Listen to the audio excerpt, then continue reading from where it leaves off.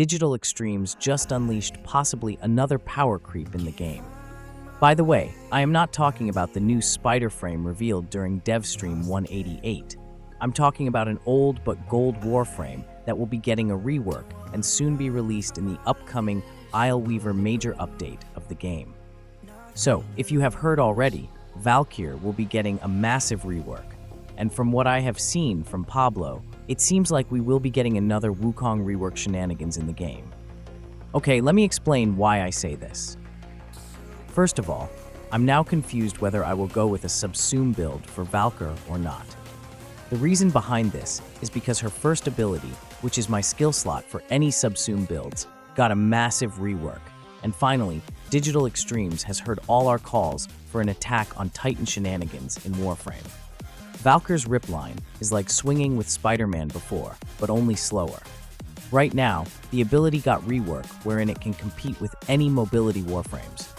As you can see in your screen, rip line is faster after the rework, and this is one of the reasons why I said that we could be getting another power creep rework just like what they did with Wukong. Thanks to reworked rip line, the Warframe has now insane mobility, and as you can see, there's an added mechanic wherein if you choose to cast the skill into an enemy, it will then pull Valkyr towards the target and also group enemies within the range of the skill. Now, we all know that slam builds are getting nerfed, and we can't do that short bunny hop anymore, then slam after the next big update. It will lower our damage and the area of slam, and this affects any slam builds for Valkyr. This means that it will also affect the kill speed of the Warframe when it comes to destroying multiple enemies fast. But to hell with that, as I think that the melee slam changes is a big win for us. And remember that Valkyr isn't just a slam-focused Warframe, and her claws can deal massive damage with slide attacks. In addition, Digital Extremes will be buffing her claws big time, but we will talk about the next. What I want to point out here is that, without the slam attack build, I still think that the new Valkyr is broken in a good way, since we now have rip line that can group enemies and deal damage to them in one single cast. This is really a massive win for Valkyr mains, and I really can't wait to get some shit and giggles with an attack on Titan shenanigans gameplay for this Warframe. The Scout regime will be proud of this Warframe, but this is not the only thing that the developers improved with the Warframe. Before we start talking about her exalted claws, I would like to discuss first about her passive. The developers will be scrapping her nonsense passive and bring a new one that increases her melee damage and gives a new mechanic called Rage. Valkyr accumulates Rage when killing enemies, increasing her melee damage up to 300%. She consumes her Rage, if above 75%, to prevent death and become invulnerable briefly, which is a safety net. And it's now crucial since they'll be making a huge change on her Hysteria that we will discuss later. So basically, if you kill an enemy, you'll be granted small amount of this Rage passive, while killing enemies with Finisher or Mercy kills will grant a huge amount of Rage. In addition, hitting enemies with melee or with your exalted claws will grant smaller amount of Rage, and this can be used to maintain the buff since it does decay over time when you are not hitting or killing enemies. Basically, this new passive is like a combination of Garuda's damage bonus and Nidus mutation stacks. Your melee and exalted will get empowered with the max 300% melee damage, and if your rage meter is above 75%, then you'll have a safety net wherein you'll receive a 3 seconds invulnerability after getting hit by a lethal damage, just like how Nidus Undying passive works. Another thing that is really a massive win is that Warcry is now within affinity range, so everyone can fully benefit from the increase in speed as long as you are in 15 meters range. In addition, you can recast Warcry whenever you want, and the best part is, the amount of armor you receive from this skill will get tripled when you are in Hysteria mode. These are small changes, I know, but it's really a big quality of life improvement to the skill. Also, Paralysis gets buffed, and it will not consume shield anymore. This means that Valkyr can now also benefit from the shield gating mechanic. The Slow of Warcry is also added to Paralysis, and the skill now inflicts melee damage vulnerability that scales with power strength. I'm very excited, to be honest, with the revitalized kit of Valkyr, but like I have said earlier, I'm also confused because my Rorn. I don't know where to put my subsume builds anymore. I'm always running either a Wrathful Advance or Eclipse build on my Valkyr, but right after the rework, I don't think I will be interested on doing subsume builds anymore. Her first skill will be great for mobility and grouping, then Warcry will be great for speed buff and triple armor buff, and then Paralysis will be handy for providing insane melee damage boost. So, I think it's safe to say that Valkyr don't need any subsume or Helminth builds to be good right after the update. Finally, let's talk about her melee exalted weapon. First of all, the damage of the attacks will get boosted, which is really an amazing change. Also, the dev build also revealed a happy sight when they showed the smash revealing. The claws will now have more guaranteed slash procs, and the damage will be weighted more on slash and puncture. This makes sense, as Impact doesn't really do anything special with her exalted claws. But here's the catch though, while the damage is increased, Digital Extremes will remove the invulnerability of Valkyr's Hysteria, which causes some panic. To be honest, I don't think that the removal of invulnerability is bad, as still, Valkyr will be immune to status effects. In addition, the claws will have higher healed values per hit then. The developers removed that pesky mechanic wherein the warframe get damaged when deactivating Hysteria. In addition, they have lowered the drain of Hysteria. And do remember that her new passive has 3 seconds invulnerability, which you can keep on abusing if you keep on hitting and killing enemies. The developer did say that they removed the invulnerability to make good use of the high armor values and to properly utilize the Berserker theme of the warframe, which makes a lot of sense in my opinion. Because of this also, energy maintenance will not be a problem, since we can use Rage or Hunter Adrenaline mod while on Hysteria, especially in solo mode. Players might say that losing the invulnerability of Hysteria kills a big part of Valkyr, but I really think that it's not the case. Like I have said, you will still have invulnerability, and the huge amount of armor will get utilized with the rework version. In addition, this means that we also have more options for builds, such as using arcanes that can proc on hit, such as Arcane Avenger.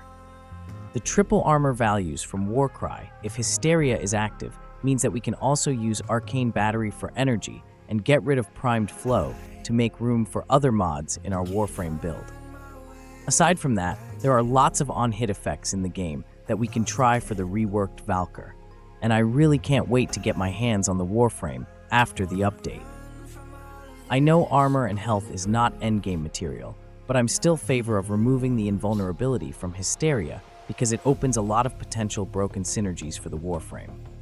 Honestly, my only request for Valkyr Rework is to give her claws higher damage weight on slash, but Digital Extremes exceeded my expectations and make the Warframe a lot better. Honestly, I am very excited for this rework, as Valkyr is one of the most underappreciated Warframe that I really enjoy playing in the game. So, that's all about it.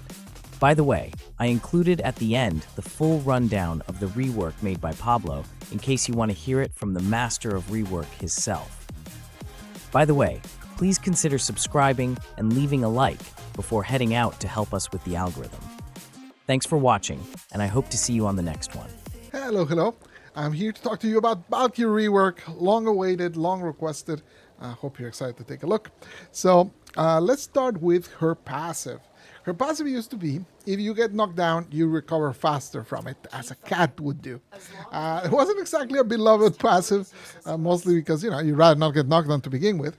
But also, during her fourth, she's immune to knockback, so didn't really play much into that. So now, if you're in the lower right, you can see that indicator there for melee damage. That is like your rage meter.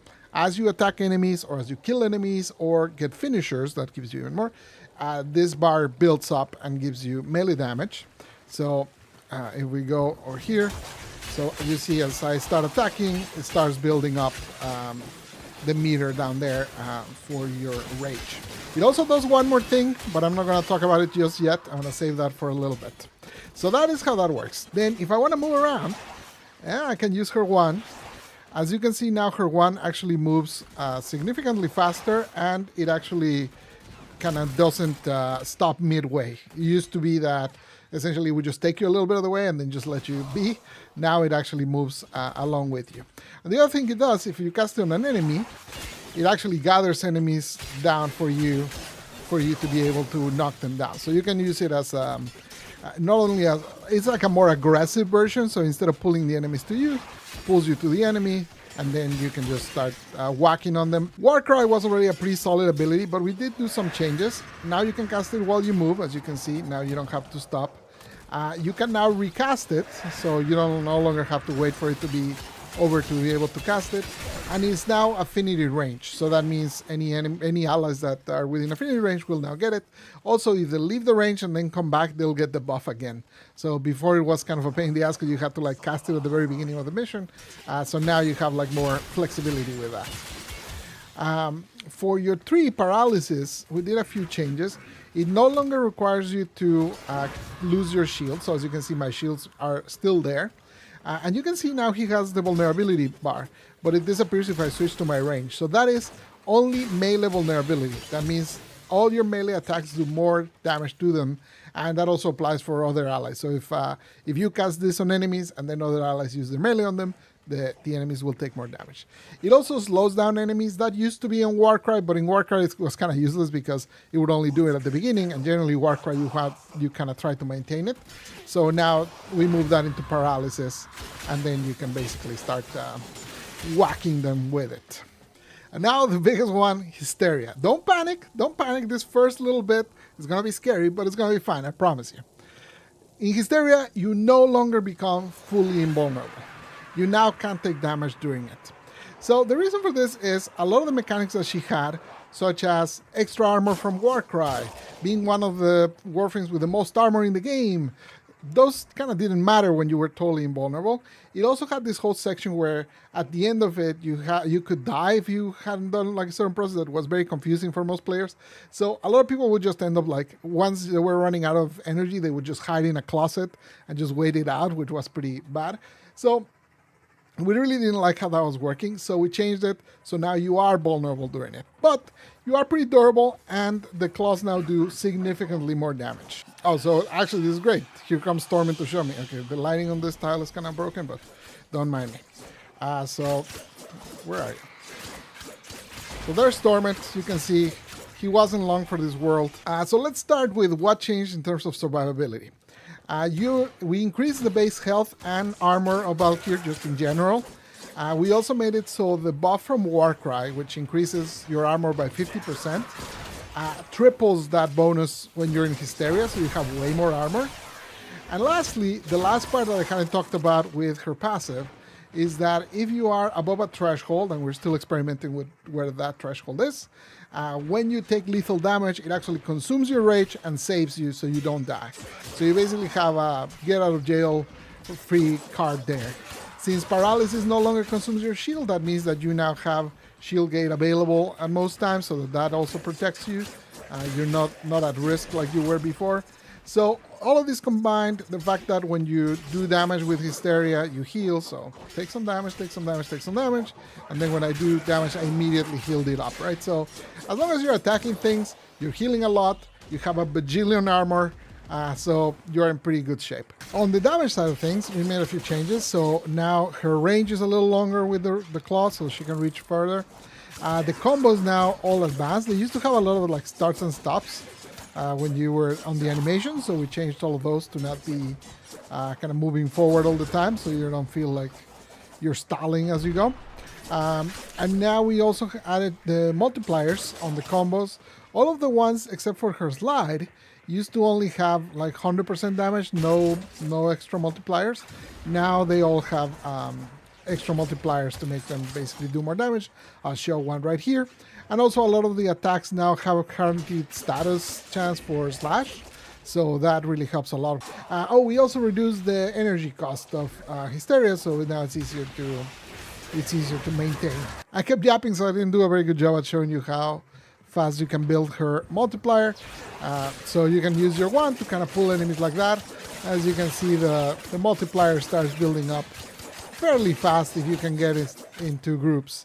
So that's it. That's a whole lot of changes. Hopefully you enjoyed them. Try her out. She's quite a beast now. I really like how much she moves. She's very, very active. You're all over the place. You're always healing. You're always doing damage. Procs all over the place. Very fun. Take care. Bye bye. Adios.